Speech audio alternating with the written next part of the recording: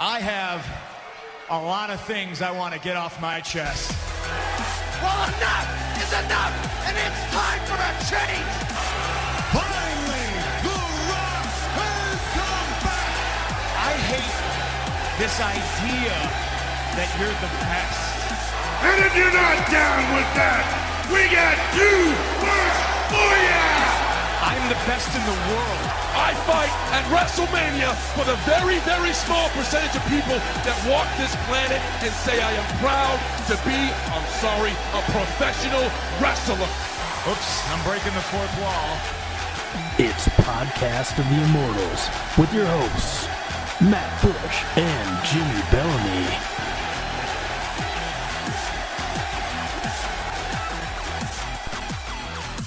All right, welcome to episode 26 of Podcasting Immortals. I'm Matt Bush. I'm Jimmy Bellamy. Hi, guys. We are both pretty exhausted dudes this week. Yeah, we are. It's been a not-so week. I'm sure a lot of you guys have had some wacky weeks. This is Wednesday night for us right now, late Wednesday night. Yep, nearly 11 p.m. Yeah, and it's just between Matt's jet setting and my work schedule and everything else going on. It's busy, but we are happy to bring this to you guys, and I'm pumped because it was a pretty good Raw. It was, and yeah, no amount of exhaustion can hold me back from wanting to be on the podcast and talking about wrestling. It's my favorite part of the week. I mean, this week may be an exception because I did get to meet a whole bunch of celebrities and awesome stuff like that at ComicCon. I went to San Diego, awesome time. The only problem was I had to work the day I left and the day I got back. So I'm kind of fried right now, but it was an awesome time. I got to meet Ryback. Some of our listeners who follow us on Facebook and Twitter got to see quite a few photos. Ryback and Sheamus and Shad Gaspard. Yeah. The dude was a massive man. Did I show you that photo? Yeah, and I didn't recognize him at first because he was big in WWE. Of course, when he was with Crime Time, his physique wasn't necessarily hidden. He did wrestle shirtless at times, but he wore like big jeans. And then when he broke away from Crime Time, he wore like the little trunks or like the shorts trunks, so you could kind of tell how big he was. But his arms in that photo were so big, I didn't even recognize him. He was just a monster. He was there actually promoting the comic book he had made with Nikolai Volkov. Wow. Yeah. So out of all, that's a crazy duo. Or was it Nikolai Volkov? It was Nikolai Volkov was a former wrestler. Nikolai Volkov. I don't know if it was him. Volkov. Sorry. No, who was the one that came in? Was it him? Are you thinking of Vladimir Kozlov? No. It was after 9/11 and the Muhammad Hassan. Muhammad Hassan. I'm sorry. Yeah, that's who I'm thinking of. Mark Kopani, I believe, is that guy's real name, and he's Italian. He's not Arabic or Middle Eastern. So he actually made a comic book with him. Wow. Yeah, and they were signing like covers of it, and I was just walking down the aisle in Comic-Con, surrounded by a million people. Someone was like, "Hey, do you want to meet former WWE wrestler Shad?"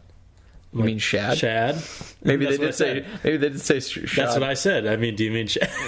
and I'm like, oh, sure, And he was like 2 feet away from me, and I'm talking to him. He's telling me all about this comic he's been doing, and I didn't really care. But he's like, oh, hey, I'm Shad, and I'm like, yeah, I know who you are, dude. He's like, oh, that's funny, because he was talking about he was at like a WrestleCon kind of thing with Hacksaw Jim Duggan. And he was sitting down having... You mean Hacksaw Jim Dugan? Dugan, yes. Dugan. Hacksaw and him were having lunch, and this guy threw down like a... like this thing for him to autograph. And he's like, I know who you are, dude. Sign this for me. And Shad, who apparently has a short kind of temper, was about to stand up to this guy and like rip him a new asshole, He said that to Shad, or he said that to Jim Duggan? No, he said it to Shad. Okay. And so Shad was like, I'm trying to eat here and you're going to tell me what to do? And Jim was like, whoa, easy there, Turbo. Sit down, settle down, take a breather. And I'm like, dude, will you just shut up and sign this for me? Like I was being facetious, of course. You said that to him? Well, yeah. Oh. I'm like, dude, come on, man, just sign it. I don't care. And he laughed, and then I took that photo with his giant arms, and I'm like, bro, you got to get into the gym, bro. And he's like, put it up, and we actually like arm wrestled in the air. And he's like, go. I'm like, I'm going. He's like, no, man, really go. So I'm like jumping on his arm, trying to and he's just holding me. Yeah. And I'm not the smallest dude, you know, like. I'm the smallest. Yeah. You know, I'm about 240, you know, I'm weighing in at about 240. All muscle too. Oh yeah, just tone. Cut. Yeah. But I couldn't even move his arm. He's a big guy. Like, I mean, he was big in WWE, but that arm was... It's like he was smuggling bowling balls in it. It's like I'm not even in the picture. Mm-hmm. I've never been So dwarfed like he that. seemed pretty nice then? Oh yeah, he was super really cool, cool. dude. That's cool. Obviously, you know, an alpha male, but just a really fun, you know, talkative guy. Mm-hmm. Had a good time with him. That's cool. Alpha males are my favorite. Yeah. When I met the other guys, Sheamus, I went up. I'm like, hey man, I'm a really big fan. Thanks for signing this, and I got an autograph from him. And I'm like, could you do me a big favor? And he's like, oh yeah, what's that, fella? I'm like, can you describe it? 1-800-fella. He's like, oh yeah, of course. You know, so I got a 1-800-fella, and I went up to Ryback, and I'm like, bro, and he's just sweating. You should have said so, you should have had him write too many limes. I didn't even think about or lobster head. Yeah. That's where I thought that story was going. I was super excited. Oh my god, I wish I would have thought. I was just like too nervous. Like, I've met some famous people now. Like, I've been around them. I feel like I'm okay, but then like I don't realize that I'm nervous until afterwards, when I'm like still like kind of jittery a little bit. Yeah. Like, oh wow, that was really cool. But I get to Ryback, and I'm like, bro, do you even lift? And he's like, a little bit, yeah. So I told him, you know, I'm a big fan. You know, I bet he's gonna get that belt sooner or later. They just, you know, be the right time. And he's like, yeah, you know, we'll get there. So it was really cool. But it was funny. Sheamus was taking photos with all the fans, and then almost every one Ryback would photobomb him, and he did that in mine. But every single time they took a photo, Ryback just burst out laughing. He thought it was the funniest thing. He thought he was like Dave Chappelle on stage at Carnegie Hall or something. Just, but it was great. It was good to see him out of their normal role and meet him, and it was really cool. That's neat. I saw those photos when you posted them. You texted? Did you text me those photos, or did I see them on Facebook I can't first? remember. I think you did text them to me, and that was, I thought, pretty neat to be able to see those guys up close in person and get a chance to interact. And it's amazing, and I say this from the view of never having attended a Comic-Con, that how popular WWE is at that event now, where I would imagine like 10, 15 years ago, it's not happening. But now there wasn't a lot of WWE stuff, actually. Oh, really? No, not then at I'm all. wrong. Yeah, they had Total a little dick move on my part. They had a very, very little thing. You can even... I wanted to buy like a figure for them to sign. I just got a piece of paper that said WWE on it, but I was hoping to get like a little figurine, a little toy, but they weren't even selling the toys. Really? They had a little display for them. You got to meet them. On Friday, I really wanted to go because Daniel Bryan was going to be there, and Mick Foley and Rey Mysterio was supposed to show up. He didn't, in his own hometown, San Diego. Was there a reason he didn't show up? He had another knee surgery. No, Did he really? I have no idea. He's just no-showing his own town. So that was bad, but I really, really wanted to meet Daniel Bryan, but I decided to go to Hall H, which is the biggest hall in Comic-Con. It holds 6,500 people to see Game of Thrones, to see The Walking Dead, to see Simon Pegg, to see Kristen Bell, Spider-Man 2, Sam Jackson. So I had to make a decision. Maybe I'll see Daniel Bryan at WrestleMania this year. I don't know, but I had to make that decision. And on Thursday, I tried to get tickets because you had to grab tickets to be able to get the autograph. They're there for a short amount of time. And I went like the minute it opened, and they had already given out all the tickets for Dolph Ziggler and who was he with? The Miz. Okay. So I missed out on them, but it was cool to see Sheamus and Ryback. So what was the highlight of the whole week that was Comic-Con? The highlight of the week was Sunday, the final day. We got into Hall H. We actually ended up in the first row. We lined up at 3 o'clock, not in the morning, the day before. So we waited 18 hours in line to get into Hall H. We started out in third row, and I was there for Breaking Bad's final panel at Comic-Con. I had to see them. I had to be there. That was the whole reason I wanted to go to Comic-Con, was to see that show. It's my favorite show. And after the panel gets over, it was a really good panel. They actually showed some footage of the new season, which looks insane. I don't know if you watch Breaking Bad. I've seen the first 2 episodes in their entirety, and then I've seen bits and pieces. I will sit down and watch that entire thing beginning to end. I know how immensely popular it is and how good it is. I am aware of that. I mean, I've watched a lot of TV in my time. I know you watch Game of Thrones. It's at least I've watched a lot of TV in my time. I like that. I have. Loser. I worked at Blockbuster, man. I had to. Good point. I had to do but I think it's the best show on TV. I think it's maybe one of the top 5 or 10 shows of all time. They showed a preview of the final 8 episodes, and oh my god, it's going to be so good. But anyways, so the cast gets over. You know, they're waving goodbye, and me being a big fan. I should preface this. Like, of the first 1,000 people in line, about 950 of them were Doctor Who fans.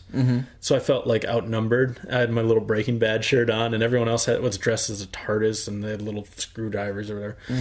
So no one really cared. So it's just me and like my sister, who has her Breaking Bad shirt on. She's a big fan too. Standing up and going crazy when they're walking off, and I go, "We love you!" And I yell right at them. And Aaron Paul, who plays Jesse Pinkman on the show, points directly at me and says, "I love you."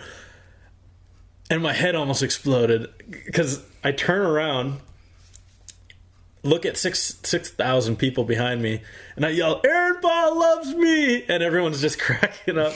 That was the highlight of my whole week. There were a couple other ones, but that stands out. It was just a really cool moment for me. That's cool. He was just on Conan when you came in. I was just watching him there. And actually, I have been told, somebody's like, "Yeah, you look like that Jesse Pinkman guy." And I'm like, "Who?" This was a couple years ago, but I don't know. He's a good-looking dude, so I would take that as a compliment. Sure. Yeah. And we're both kind of trollish in our demeanor, our stature. I'll take it, yeah. I mean, people love Jesse Pinkman. So, incredible time. I plan on going again if I can. One thing I didn't know about Comic-Con was that they have these exclusive toys that you can buy everywhere. Yep, I know. I'm aware of that as well. I didn't realize how big it was. My sister bought a little... It was $10. It's like a 4-inch little toy of Doctor Who. They're going online for $40 to $50 a piece. Transformers. Oh my god. Okay, there was a little Lego man. A single Lego. Yeah. Can't be more than $5 or $10 to buy. It was a little Superman black. You know how much they're going for on eBay right now? And selling, not just listed, selling for it. $400. $600. Oh my god. You buy 2 of those, you got your trip paid for. So like, I'm gonna. So did you buy those? I didn't know. No, like I wish. I didn't buy any. Well, I bought one thing. What do they go for at Comic-Con? Like $40? No, I mean they're retail. I mean it'd be like buying one at a store. Yeah. Wow. They don't mark them up or anything. But I bought a little. It's like a 9-inch bust of Captain Picard. This is another good story. From Star Trek Next Generation, you know. Yes. Okay. Patrick Stewart. Yes, Patrick Stewart, number 1. So he's. I'm walking around with this, and all of a sudden there's Brent Spiner who plays Data, and there's Michael Dorn who plays Worf, and there's Marina Sirtis who played Deanna Troi on the show.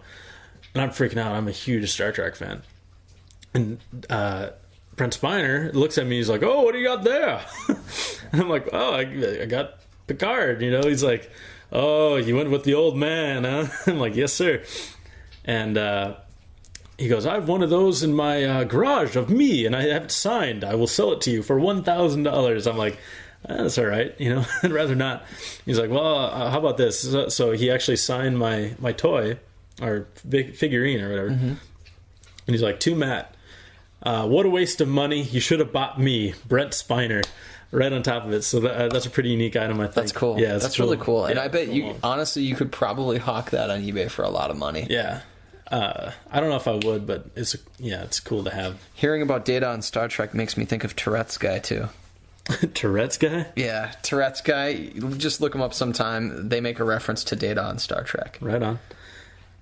So I think we've spent enough time not talking about wrestling. Yeah, I hope all of you stuck with us, but something tells me if you like wrestling, you like Comic-Con too. Yeah. And I'm sure we'll have more stories of Comic-Con in the future, because I literally have a million. Like, I can't even...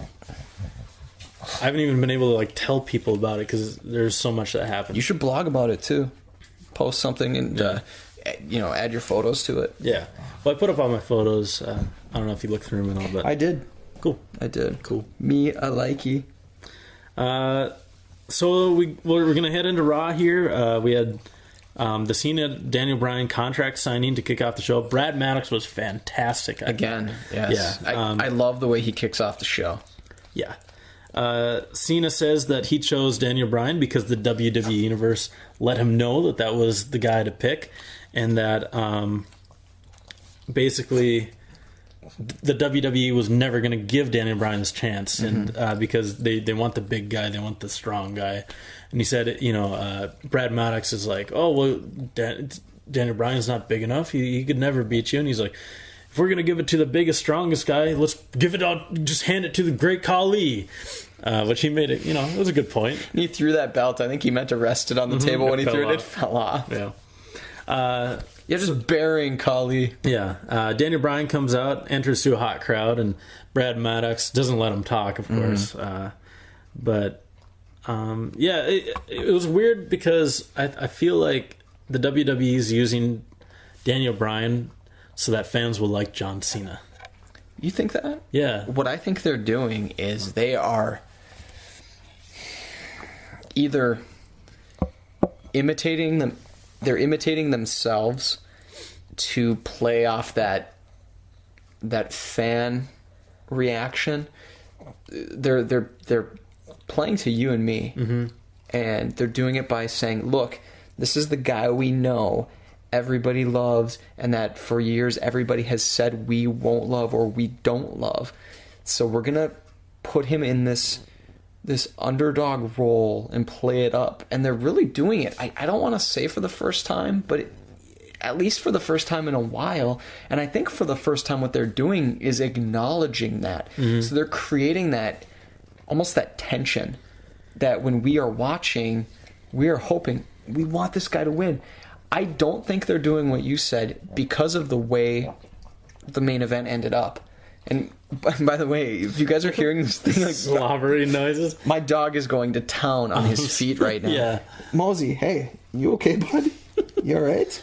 We're not like licking each other. The past couple episodes too, if you guys have listened, I've listened back to see how they've sounded, and you get this, or you get this, and I don't want you guys to think that, wow, Matt is just really tired or Jimmy's really bored. It's Mo, my pug, just kind of like doing his thing. Right now he's looking at me like, "Why are you talking about me?" Yeah. But yeah, Mo, he's my trusty sidekick, my number one, my companion here. So. Hopefully his noises don't bother you guys. He's like your Hornswoggle. He is. He really is. Yeah, and they're so about the same size. Yeah. But I don't think they're going to do what you said based on how the main event turned it out. I can't even talk. Yeah, but I feel like they are because of the way the main event turned out.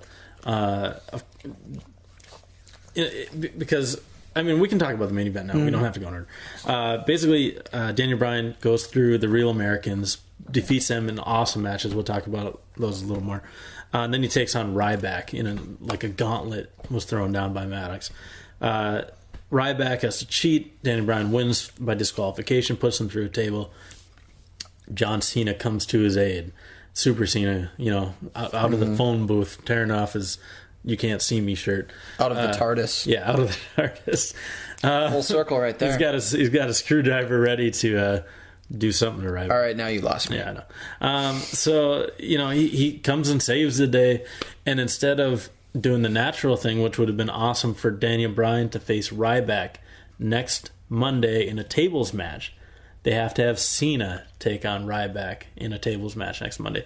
Doesn't make any sense because Daniel Bryan would want to avenge what happened to him, why is Cena, it's almost like they want, it's another crutch to put Cena into the main event of not only a pay-per-view, but a Raw. I think with this, you need to give it time to breathe. Next week, Daniel Bryan is going to tell John Cena that he doesn't need him to fight his battles, and he's going to say, I should be the one to be in that match. Who knows, maybe he will be in the match, or maybe it will just give him more incentive to beat Cena at SummerSlam. This way, by having the result the way they did, Ryback doesn't look weak. Bryan doesn't look weak. next week now, Cena and Ryback can have their match. That way you keep Cena and Bryan away from each other while keeping both baby faces. And Bryan's momentum is going to continue to build. And even if he loses, or I should say, even if he doesn't win the title at SummerSlam, I'm okay with that, because that means, to me, I think this is going to extend the Cena-Bryan feud that will culminate maybe at Survivor Series, maybe at another pay-per-view in between, where he does win the title. Daniel Bryan is getting the WWE Championship, whether it's at SummerSlam or sometime soon, and I don't think they're going to pull the rug out from under us on this Bryan push. I keep going back and forth on what's going to happen at SummerSlam. I think if Daniel Bryan does win, his reign will be a short one. Really? Yes. Because Randy Orton's got that, Money in the Bank contract, which you could pull out at any time. I just think it would be so perfect. I mean, because Daniel Bryan chasing the championship is probably going to be more exciting than him actually having it. Much like Stone Cold, it was always put up the next thing in front of my way and I'll tear down it just to get to that belt. And I think WWE realizes that. And if they do put the belt on it and immediately take it away, people are going to be so bummed that they're going to be so excited to see Daniel Bryan get his vengeance and crawl back to get his next chance against Randy Orton or whoever has it at that moment. I see a great feud developing and a great storyline. And weeks ago, a lot of the questions we asked, where are they going with this, is coming to fruition now, and the picture is getting a little more clear. We're going to have Vince trying to keep Daniel Bryan down. We're going to have Triple H backing up Daniel Bryan. You're probably going to see Vince Triple H at WrestleMania. But I think what's going to happen eventually, what they could do, I don't want to say what I think is going to happen, because I really never know what's going to happen, which makes it even better. But sometimes it's usually because WWE disappoints me with what they end up choosing. But what I think could happen is you're going to have Vince... Cena Rock 3. Yeah, see, once in a lifetime, thrice in a lifetime. Is that I want a Triple H heel turn, because I think he's better as a heel, and I think he would be a great heel authority figure. But for the time being, Vince on one side, Bryan and Triple H on the other, and then Orton can get in that mix. And I could see either Stephanie choosing one of those sides, or maybe Stephanie somehow backing Randy Orton if he does get the title, which would be kind of a tip of the cap to back in that storyline back from like 4 years ago, where Triple H and Stephanie were against Randy Orton, because Randy Orton was just the best I've ever seen him as that just awful, when he was like terrible attacking heel their character family in the house, and he was stuff. Kissing Steph and handcuffing Triple H to the ropes. And, oh god, that was such a good feud. But I think terrible WrestleMania match. Yes, good feud. But I think you're going to see all of that culminate eventually into something big. And I mean, do I see Vince being that antagonist that you saw in the Austin era? No, I think Triple H will play that role. I think Triple H will turn his back on Bryan somehow and be that heel authority figure, keeping Bryan down. The only wild card in this is Cena. I mean, will Cena remain the same character all the way through? Yeah. Will he just kind of like step back and be that Make-A-Wish guy who's not involved in a title chase? I don't know. And where does Punk come into play? Right now, they've got so many moving parts, and to me, they're moving in the right direction. Yeah. I just hope that they're able to keep all these balls in the air when they're juggling people in different spots. But I think things are great for Bryan. You even said months ago that when you had initially heard that this push, he was going to be the next like Cena level guy. Yeah. And I could see it. You see the way the crowd responds to him. I haven't seen Raw's ratings this week. I probably should have looked, but they put him in so many key segments on Monday night that, I mean, I'm hoping that if the ratings did look good, that they say, okay. But I also hope that if the ratings didn't look good, that they don't say, well, look, it's because we had Daniel Bryan on. Yeah. But I think he's in for good stuff. The absolute number one thing you can do if you're a Daniel Bryan fan is to buy his SummerSlam. Yes. If you ever want to, get a pay-per-view and you really, if you're a Daniel Bryan fan and you want to see more of Daniel Bryan in the main event, in main event storylines, buy the pay-per-view, because that's what they really look at. If they can have a comparable number or even a better number than last year when Brock took on Triple H in the main event, that's going to tell WWE that they're onto something and they need to keep up with the guys that have really stepped up. The Shield, Daniel Bryan, the Wyatt family, Cesaro, Punk, of course. But yeah, we don't need fossils wrestling in the ring, to get our money. 2 matches, they've got me. You got Best v Beast. You've got Cena and Bryan. And I mean, John Cena, say what you want about him, he puts on terrific matches. He's a talented guy. And then you're going to get fucking Ziggler and Langston. Yeah. I mean, that has a potential to be a really, really good match. I'm a little hesitant to get super excited about it, but I'm big on both guys, so I think that could be a quality match. And then who are we going to get facing Del Rio? That's me and Andy were talking about that today, actually. And Andy, of course, our good friend Andy our good friend, former guest. I don't really know what they're going to do with that, because I forget who he took on. He took on Sheamus. I'd hate to see Sheamus in the World Heavyweight Championship. You know what I think we're going to see? I think this would be awesome. Cody Rhodes versus Del Rio, because you have Sandow who has the case. And if Cody Rhodes somehow gets a title shot, you could have, Sandow is going to try to snipe that title. Yeah. You know it. And that'd be a good thing, because you don't need 2 guys rocking that briefcase for an extended period of time. If anybody's going to wait, I think Orton's going to be the one to wait.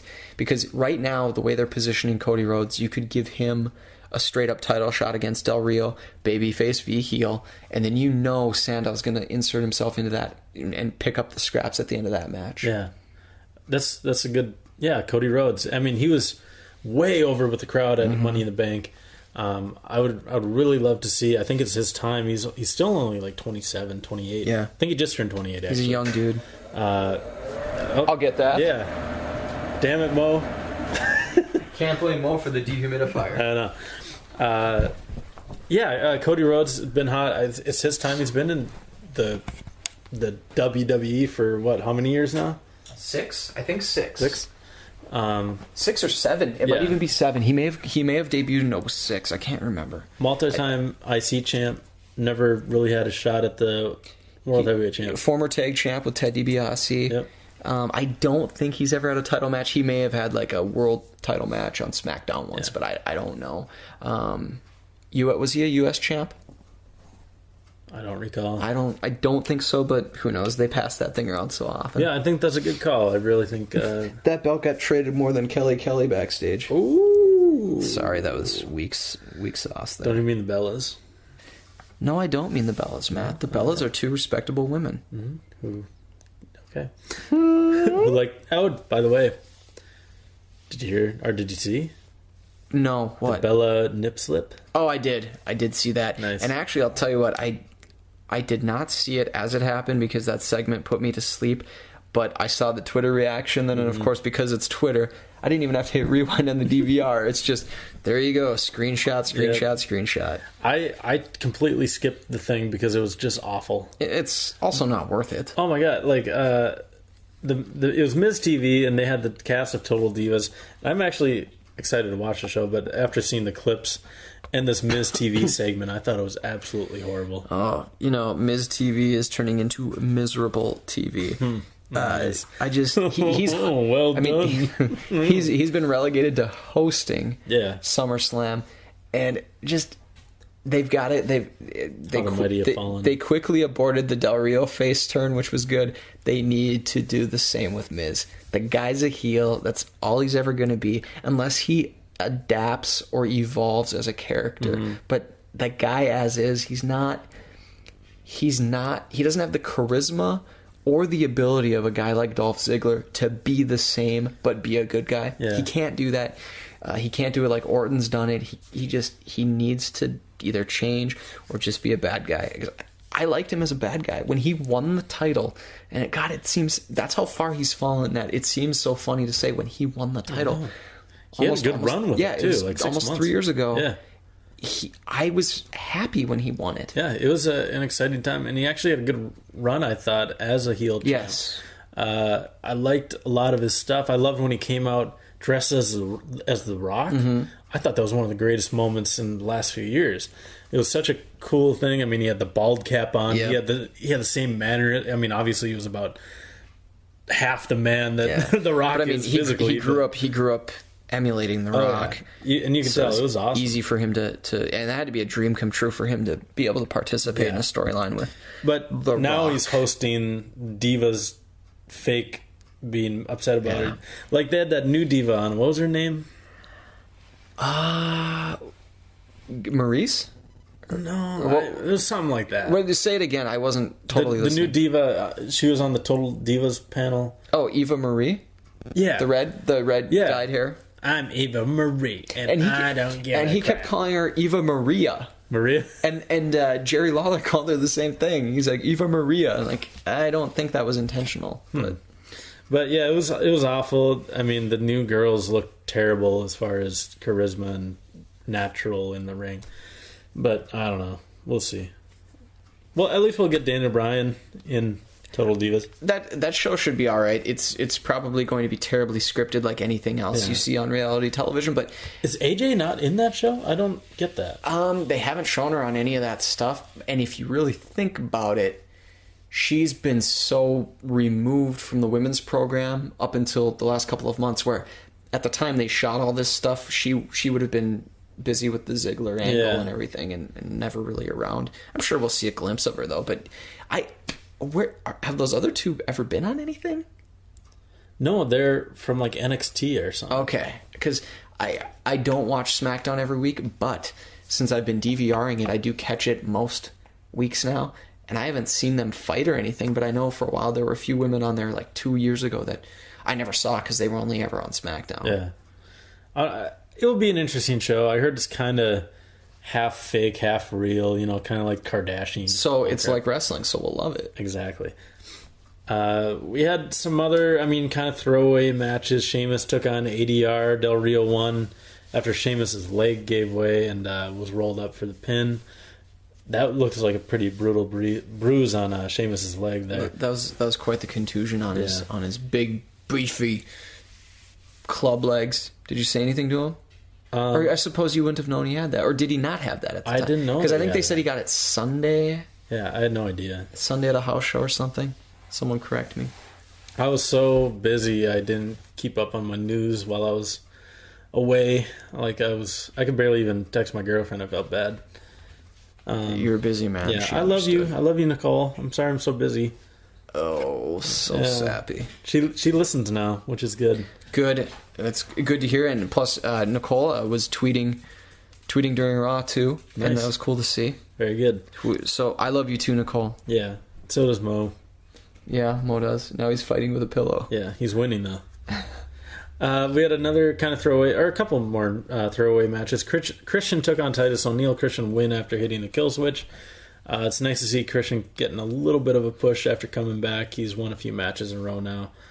I'm just glad he hasn't gotten injured yet. I would have had my money on him getting injured a few weeks ago. Ouch, wow, brutal. I like him. I just he gets hurt a lot. I don't know what they're going to do. Not his fault. With Christian, but we'll see what happens. Ziggler took on Darren Young. Ziggler won with a zigzag, but then was attacked almost immediately by Big E Langston with AJ, but was quick enough to get away. And he's done that a few times. Against the Shield, he did that too, where he was squirrely and... Was it the Shield? Or 3MB? I'm sorry. 3-man band. So it's kind of I don't know what it is. Capture... I don't know. But he's quick. He's so quick that he can get away, and it's kind of cool. Mark Henry called out the Shield, basically saying, try that again, punks. And it was kind of weird because it's like Mark Henry has almost had a face turn. I think it's safe to say he has, and I'm surprised at I was surprised that they did it in the first place and how quickly it happened after that great heel promo, or at least that heel swerve. But if you're gonna, maybe they're just we need a third guy to join a tag team and face the Shield. It's just weird that he would fall out of that title picture so quickly. Yeah, but what's great about it is that he hasn't changed anything about who he is. And that's the most important thing. In order for him to keep that momentum going, he needs to remain the same as he was 3-4 weeks ago. Yeah, and I think that's a good face turn. I mean, it's just because the Shield beat him down, triple powerbombed him, which couldn't have felt good. And Monday, he called out the Shield, and the Shield began beating him down before the Usos came out to help him out, and they took care of the Shield pretty quickly after. Is this going to be just a generic 6-man match at SummerSlam, or is it going to be a straight-up tag title match, or is it going to be a 6-man match with the title on the line somehow, though? I think it'll just be a 6-man match. I would put my money... Are you going to have Henry versus Ambrose for the U.S. title? That just seems kind of weird. I think it'll be 3-on-3. Okay. And I would put money on the Usos and Henry winning, actually. But no title match? No title. Yeah, that makes sense. You saw Team Hell No participate in some matches like that where their title wasn't on the line. Yeah. Which, by the way, Daniel Bryan v. Kane on Monday. What do you think of that? This coming Monday. That was announced. I'm excited about it. I didn't think that we would get it on free TV, but it makes sense. Daniel Bryan has to overcome all the old... We're vining here. I've never seen someone actually vine, so this is kind of... It's podcast mode. Yeah. Woo! I didn't think we'd get it on free TV. Obviously, he needs to overcome that big obstacle before he can climb even further up the mountain to take on Cena. So it makes a lot of sense. Daniel Bryan should win that match, and I bet he would. But it'll be exciting. The fans will be into it. I'm excited to see it. How is it going to involve the Wyatts? I predict a Wyatt. We didn't see the Wyatts on Monday. No, we didn't. Wyatt or Riot. I'm thinking it's just weird that they would book this Kane match where he was, convalescing or selling these injuries from that Wyatt attack. But now they're like, oh, we're just going to book him in a match Monday. We're not going to explain that he's healed or that he's come back unless something happens where he no-shows or whatever. But you've got to imagine that Bray Wyatt will be involved somehow in this Bryan Kane match. I could see it. They've alluded to recruiting Kane. That would be even cooler if he somehow turns on Bryan. That will add it to the main event mix. Just another layer, Yeah. to the onion. I don't want to count my chickens, but they have potential to do some great things right now with these stories. And I think that's what we Attitude Era fans have missed. It's hard to have an entertaining show when you only have 2 balls to juggle. Mm-hmm. Like if you go see a clown, you don't want to see him. Okay, great, you're juggling, but who cares? But now they have like 7 balls in the air, and it's more exciting because you don't know what's going to happen. You don't know if they're going to be able to do it all, and if they pull it off, it's great. It's way better than if they just juggling a couple. And if they can tie them all together somehow, that makes it even better. Because light them on fire. You look at and throw a chainsaw axes, in there. yeah, Chainsaw Charlie. The way great TV is working these days, you look at. You named the shows Breaking Bad, Game of Thrones. The way they're able to tie different things together, even though I admitted I've only seen 2 episodes of Breaking Bad. But Game of Thrones is a good example, actually. Because you got all these guys wanting that title, be it the WWE Championship, the throne, or the Throne of Westeros, the Iron Throne of the 7 Kingdoms, or whatever. It makes sense. It's layered. You got a lot of stuff going on. We've seen the quality of the wrestling matches, both in the booking and the actual execution of it, increase. There's no more, and I keep picking on Santino, but it seems like since he got hurt and left TV or whatever, they haven't had those crappy squash matches. 3MB notwithstanding, they all seem to be making sense, and if they can tie these together and elevate some of these characters all at the same time, I know that some people do subscribe to the belief that if you're elevating everyone, you're elevating no one, because no one's able to stand out. But the last few weeks, you've seen some people play some meaningful roles, and they have my attention during every segment now. So, yeah, knock on wood. And what I love, the booking has made sense. Like, I remember even leading into WrestleMania, we questioned so many things. It just the natural feuds just weren't there. Like Jericho and Ziggler. Like, it just made sense to have that match at WrestleMania. Yeah. Instead, that we have Fandango versus Jericho and Ziggler versus in a tag team match with a guy who's never been. That's their only match they've ever wrestled together, and it was at WrestleMania for the titles. None of it made sense. Like we could have booked it better, but now it seems like, you know, everything makes sense. You know, you're not questioning anything. The right people are winning. When they lose, it makes sense. When people interrupt, it makes sense. I don't know what they did. I don't know. I would like to have that answer, to find out if it's someone, if it's Triple H, if it's a new writer, if it's someone listening who wasn't listening before, but that's Vince not caring as much, maybe either not caring or being overruled, if that's even possible, or just saying, F it, I'll just do what these people say.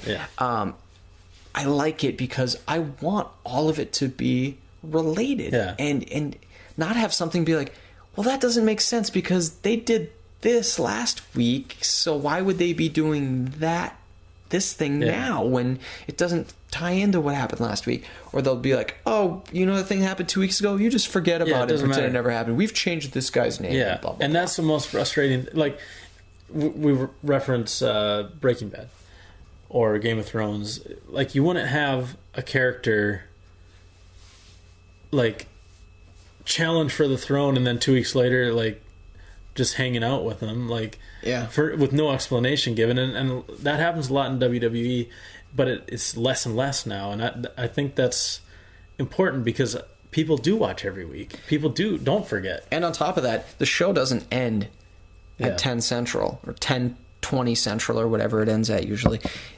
It's always on with social media and everything, so you have so many channels and opportunities to address an issue or explain a story or something. And I mean, you can have those feuds spill over to Twitter and to any other, to their website, and they do it to a degree, but there should be no reason for things not being explained. For you know, two people to be chummy, or for a guy to look like a monster one week and then be completely non-threatening a few weeks later in a backstage segment. Speaking of a guy who looks like a beast, Ryback? No. Brock Lesnar. I for some reason I just had Ryback hugging Vicky backstage in my head. And that's the other thing. Is that going somewhere now? I think it will. I don't think they'd put that in just for no reason. I mean, she's the GM of SmackDown now. Which I heard about today. I didn't know that. She's the GM of SmackDown, and also the other development from SmackDown, which I think you saw in a replay on Raw, was Big E tried to kiss AJ, and then he kissed her on the forehead and jizzed in his pants. No. As one would do in that situation. Yeah, I actually watched SmackDown, and it was pretty good. The wrestling matches were good, too. SmackDown has been good. I didn't have a chance to watch it just because, you know, I was probably laying on some grass in San Diego somewhere. All right. So, yeah. But CM Punk comes out. Says he's not afraid of Paul Heyman's monster. Says he wants Lesnar at SummerSlam. He wants to make it official. It's the best versus the beast. Which, by the way, I'm angry at myself for not thinking of that sooner. Either the beast versus the best or best versus the beast. I'm an idiot. Just like I saw the headline today in the Wall Street Journal, Fresh Prince, talking about the newborn baby in England. I should have thought of that. Just dropping the ball. Ugh. I loved headline writing. It was one of my favorite things, but it does take forever sometimes. I would sit there for an hour and a half, just thinking of the, you know, above the fold headline, just trying to make it witty. I love it. I enjoy it. Sometimes I'm just like, I don't have time. I don't want to think about this. I'm doing for maybe some of you don't know. I work at a newspaper. I'm involved with our website a lot, DuluthNewsTribune.com, at Duluth News on Twitter. Okay. But sometimes you're juggling so many tasks at once. It's like, I'm not going to worry about this right now because I don't have the time to devote to it. So we're just going to put generic Associated Press headline or just something plain and simple.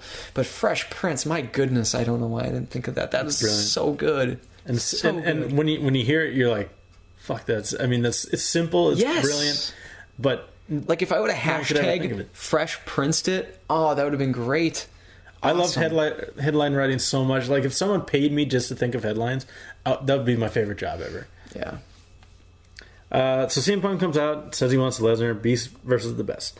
Heyman interrupts him. God, I could just watch those two yell at each other all day.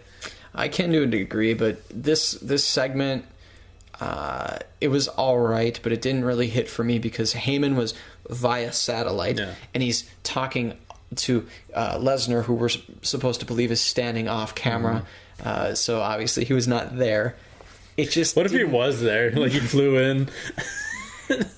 Well, that's dedication, Holmes. I was so distracted by the Daniel Bryan gauntlet matches that at that time we didn't know who he was going to fight. We didn't know how many matches he was going to fight, and we just knew that it was going to be at least 2. I didn't really think about the Maddox. After Daniel Bryan had beat the pair, Real Americans. Real Americans. And Maddox is like, yes, he did very well. We'll see how he does after his next match, though. Like it seems like a bad guy from like a bad video game. Like he's doing the Dr. Claw from Inspector Gadget. Inspector Gadget. Just needs to be stroking you the win cat. this time, Gadget. This time. But the thing I liked was that they said that Big Show was coming back. Yeah, and he didn't come back. And I read that he just was too beat up still. Okay, Mo. Thank you, Mo. I know you're upset too about that. Yeah, he wants some Big Show. Did you really just do You Can't See Me too? I did. I do that to Mo all the time. You can't see me, Mo. And he's like, dude, I'm looking right at you, man.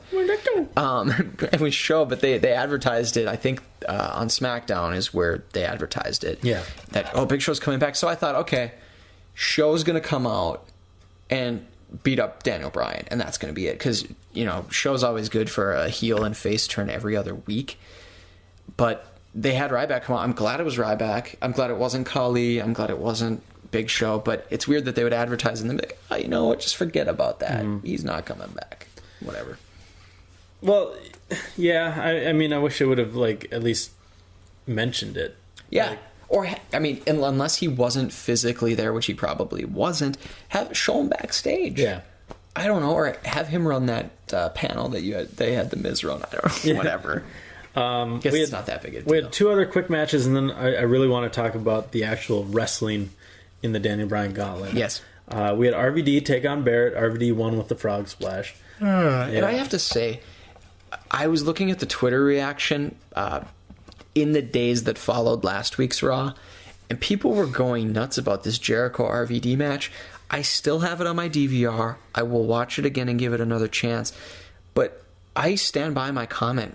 RVD was so rusty, so slow and old looking that it didn't do anything for me. Yes, it was 3 segments long. Great. I hate when matches get interrupted by commercial. Yeah. Unless they come back sometime they're like, oh, hey, while we were away, that match got wrapped up. Somebody won.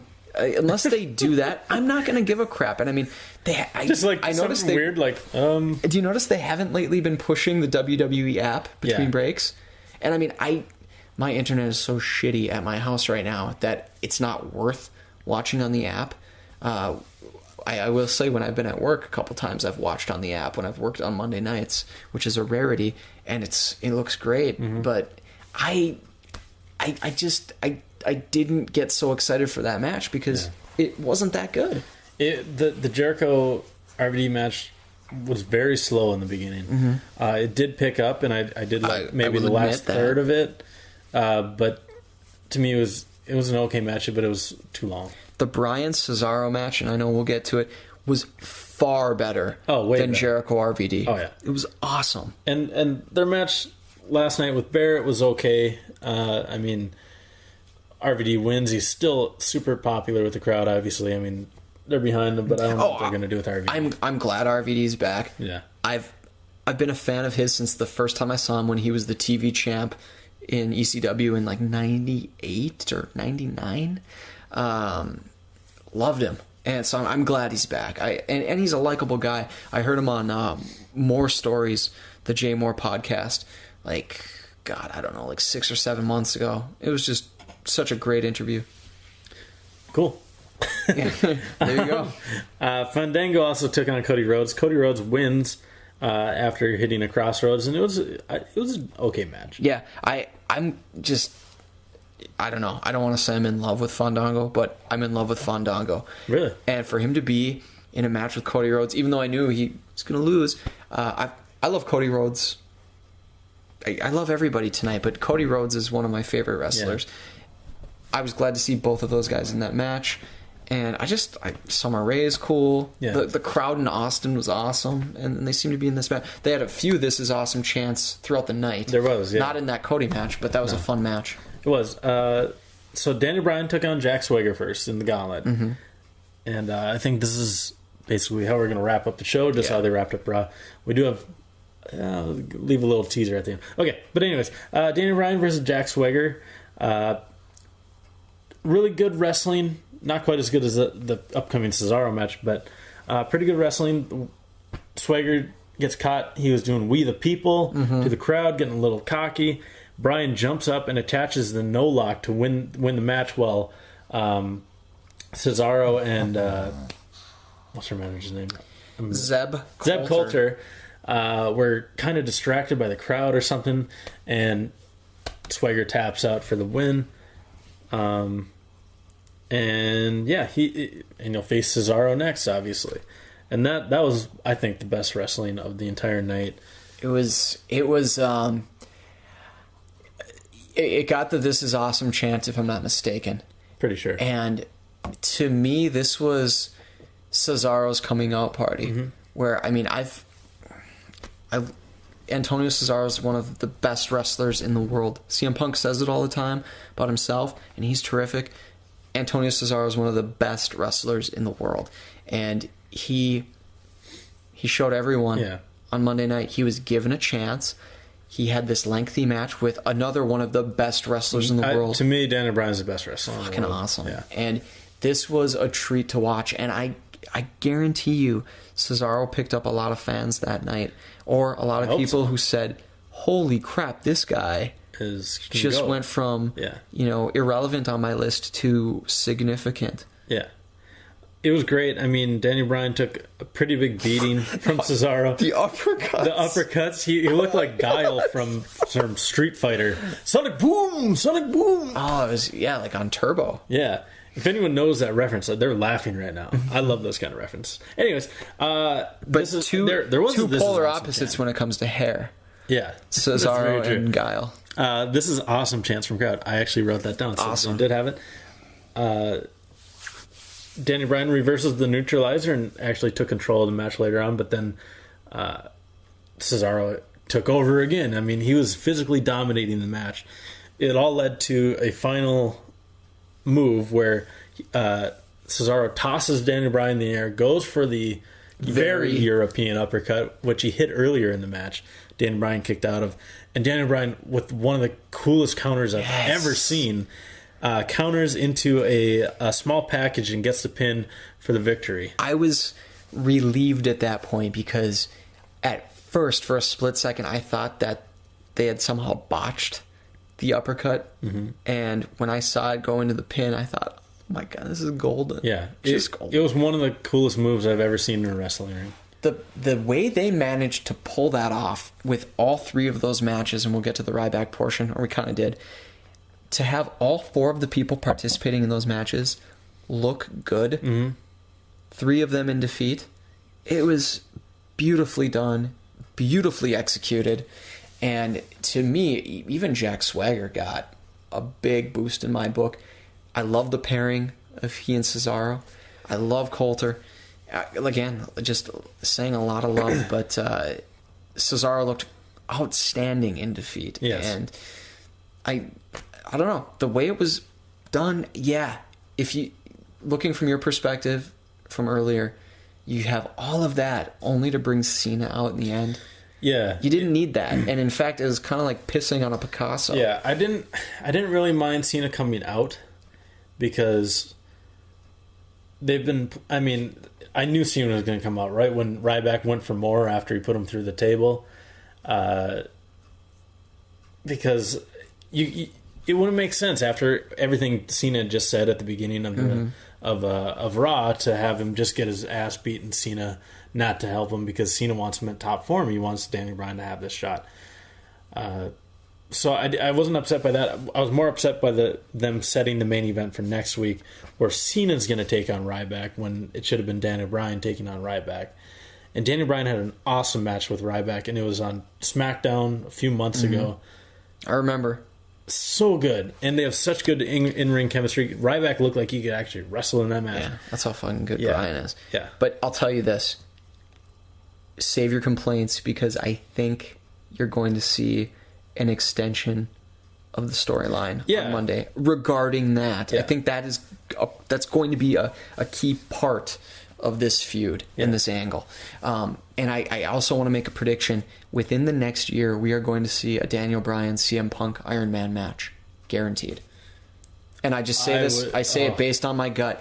I guarantee you that if there were any doubters or anybody within the ranks of the higher-ups at WWE, they saw what Bryan was able to do in nearly 40 minutes of wrestling, and they're going to have this guy and the best in the world meet for an Iron Man match. People wanted to see it when Punk was the champion, and I think we will see it, and it will be for the WWE title. God, can you imagine? I can. And I'm imagining it right now, and I'm really glad I'm wearing a long shirt. You got to tuck it right under the belt loop there. You'll be fine.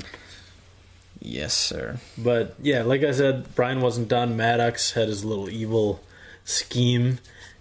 And I really think Maddox is doing a great job as GM. I think he's made that spot relevant again. He is the best person they've had in that position since McFoley? I'm going to say ever because Foley came to mind, but he's doing better than Foley. What about Stone Cold when he was? He wasn't GM. We can call. Because Foley was commissioner. We'll just say raw authority figure. Because you have Shawn Michaels was commissioner. Shawn Michaels was a pretty good commissioner. Regal did a decent job with Tajiri as his assistant. But I'm gonna say Maddox is the best guy ever. He's young. He's 25? Yeah, he's young. 25 years old. He's hilarious.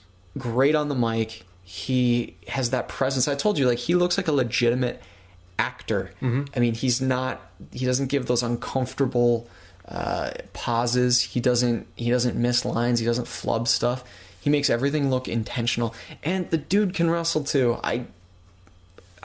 I'm so excited. And Brad Maddox, I'm saying right now, person from WWE who listens to this, keep it going with Brad Maddox. The guy is going to be a freaking star. Yeah. He already is.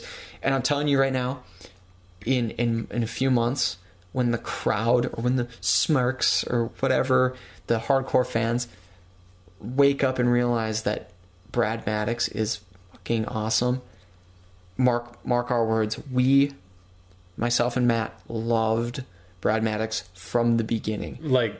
Months ago. And this guy's going to be a huge baby face someday. It's because he's awesome.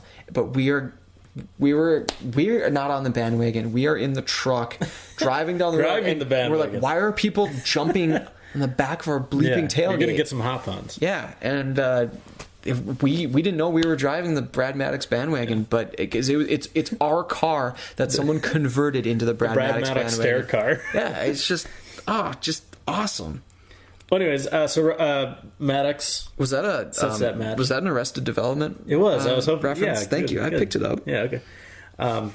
You're gonna get some hop-ons once too. Ryback was met with some "You can't wrestle" chants. I did not like that. I did not like that. Yeah. I think that was weak. I think that's as bad as the "What" chant.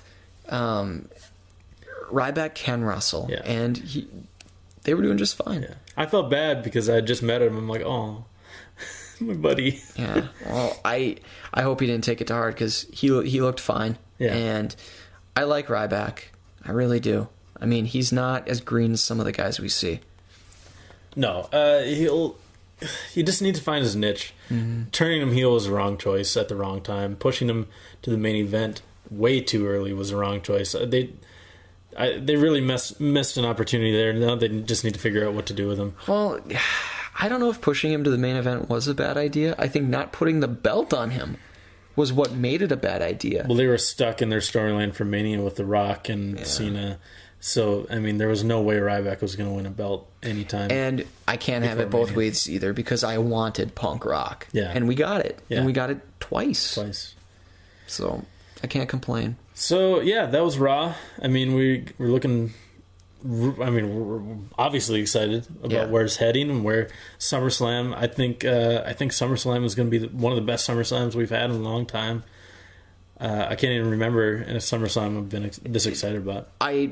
Not since, for me, 1999, when I was there in attendance. And we got that triple threat match between Triple H, I still Foley, can't believe SummerSlam was in Minnesota one time. I know. It is funny to think, well, because it's LA almost every year. annually in LA. Yeah.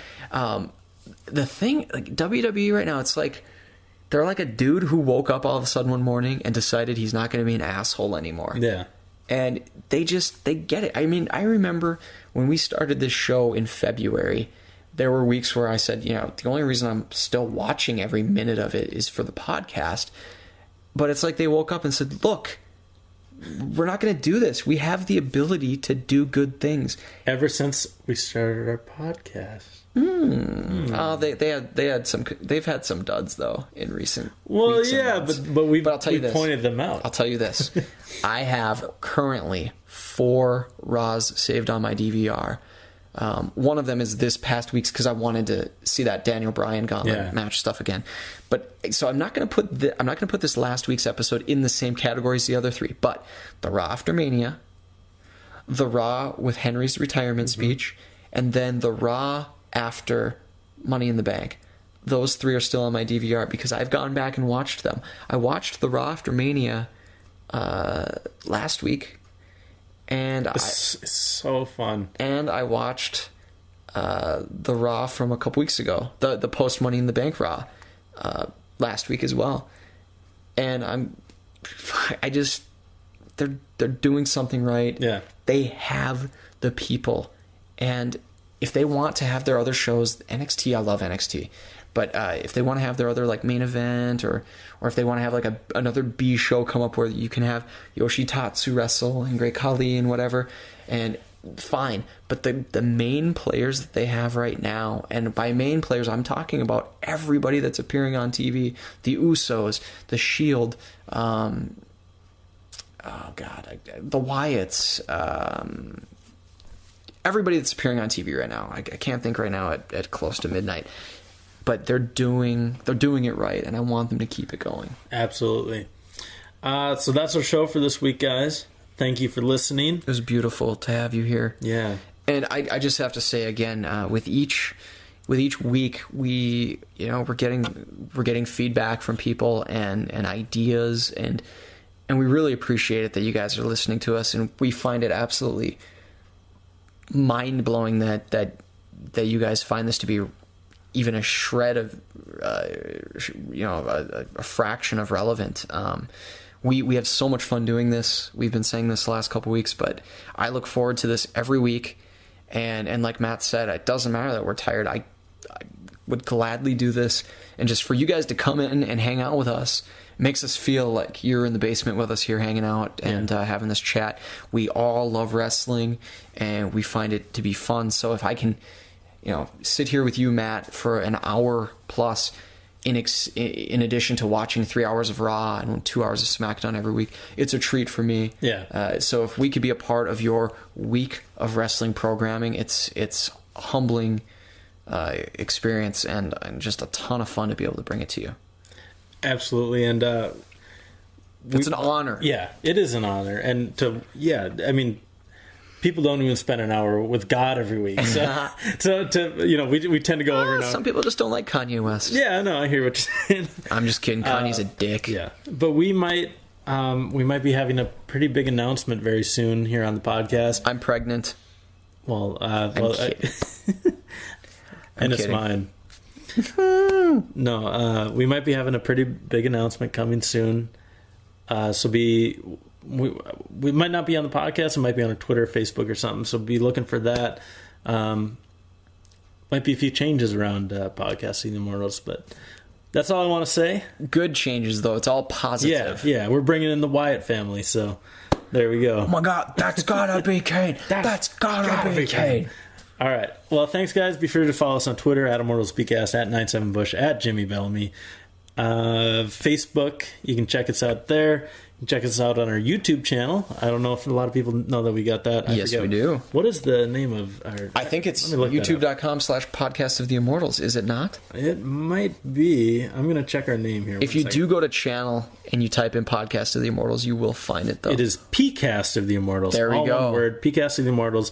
You can check it out. You can just listen to us and look at our faces, which is nice. You'd think 26 episodes in we'd have the YouTube URL down, but no, we don't. PCast of the Immortals username. You'll find us there.